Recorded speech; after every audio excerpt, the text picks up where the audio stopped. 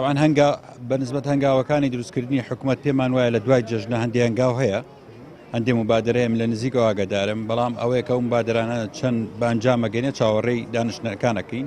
ئەم مبادرانە لە مێزی گفتوگۆ باس سەکرێ لە بینی لایەنەکان بۆی کە ئەو چەقبەست و سیاسیە نەمێنێ بەتایبەتی لە نێوان ئیتار و تەیار کە ئەو لایەنە زیاتر معنین بە پرسی کوتلەی زۆرینەوە. بەنسبەت کەرکووکشەوە لە دوای جەژن کۆبوونەوەکانی تایبەت بە ئاساییکردنەوەی کەرکووک دەست پێکا لە نێوان پێکاتەکان کۆبوونەوەیەکمان ئەنجامدا و لەگەڵ نەتەوەیە گرتوەکان لەسەر مبادرەی ئەوان و بابەتی ئاساییکردنەوەی کەرکووک لەگەڵ سەرۆکوەزیرانی عێراقیش ڕۆژی سێشەم باسم کرد.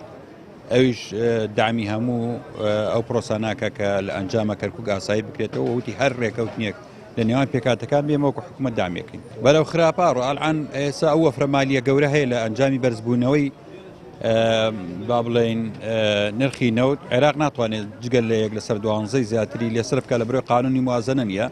تاقیرکردنی حکوومەت قانونی موازنە دواخات خەدەمات دواخات کاریگەری لەسەر هەر تاکێکی عێراق بەجێهێڵێ. بۆیە ئەو مێدەوارین هەموو لایەک ئەو مەترسیانە لە بەرچاو بگرن و چیز و حکوومەت تەشکیل بکرێت.